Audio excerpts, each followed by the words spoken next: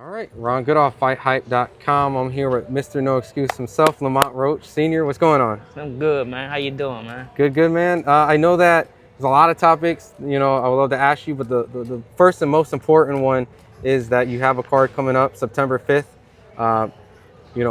Care First Arena, Yep. Pro Box. You got a lot of talented guys on there, around the area, a lot that you're training. The first one was a great event. And so, well, I wouldn't say first one Nah, because you have many, my but last one, yeah. the last one. And so with that being said, can you tell a little bit about the September 5th card and why it's such a special card coming up? It's special because we got a lot of local titan like you mentioned on the card. Headlined by Jordan, Short Dog White. Fighting a very tough, opponent that just, went 12 rounds with Floyd Schofield and Tellez. So that's a good matchup. And you got Sagawa from Rockville. He got some tough fight coming up in the co-main with the guy that what was it, Castanea? What's his name? That just fought Indio. Yeah. Yeah. So they're gonna be a great fight as well. And Sagawa gave Shushu a good fight too. Yeah, Sagawa gave Shushu. A lot of people thought Sagawa won that fight. He's a tough guy, bring a big crowd. Good fight, man.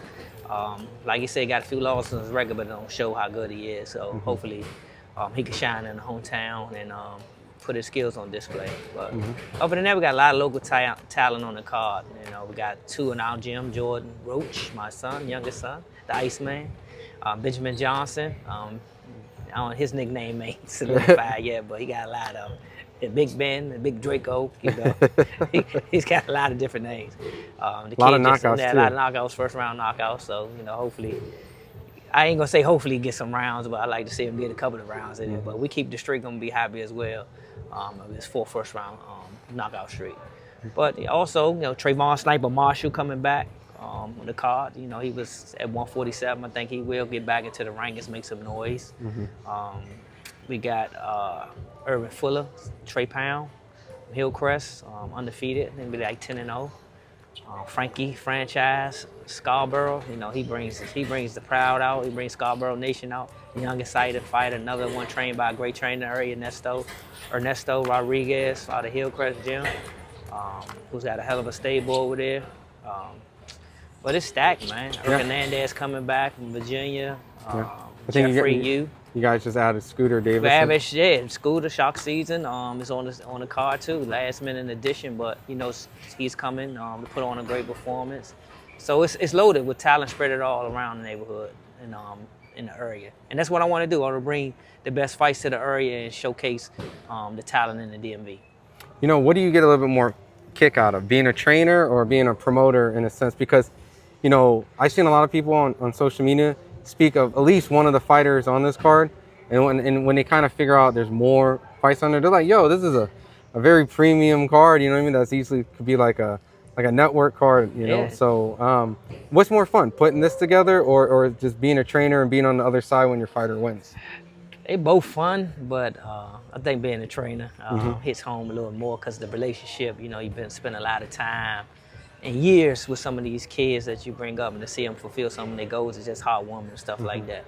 But it's two different type of feelings. I do get the joy of putting others on and seeing them get they due, and some that didn't have platforms and stuff like that. But I enjoy both, but definitely a trainer is more for me. Yeah, and especially now with a lot of the networks and a lot of changes in boxing, a lot of fighters are looking to get a place to fight. So obviously, business is booming still, so. Yeah, and I'm trying to continue to go on. I got got a busy schedule coming in 2026 too. This is not the end. We're gonna keep this going. Partner with Pro Box TV, and we just getting started, man. And we looking to throw more cards like this. We are gonna throw more cards like this, and we're gonna put our talent from the area on every single card. It was speculative that there was going to be a fight with your, this is the question about, your other son, obviously, that the rematch was supposed to happen, right? And so I know that, at the end of the day, things happen, things don't, particularly go on the timeline. It kind of seemed like a repeat of how the first fight kind of was put together. It seemed like it was going to be here and there and things like that. So I know that we didn't get the rematch for this month on the time we scheduled. So, is there any updates and stuff. I know that your son did something with Pro Box recently in boxing scene about maybe the fight may not happen. So I don't know if there's anything that you can speak on or. Yeah, he pretty much said it all. You know, like that's the fight we won, and I think that's the fight the fans won. You know, such after a great fight like that, everybody was looking forward to the second bout, but unfortunately, things ain't line up as planned. So we just can't sit around and wait. We gotta move forward and continue our career. You know, we're not in a position just to see stagnated and wait for something like that to happen. That fight's gonna be there. You know, hopefully it happens soon. But we're looking to get back in the ring for the year out, and I think we will. You know what I'm saying? So just listen out for the next news update.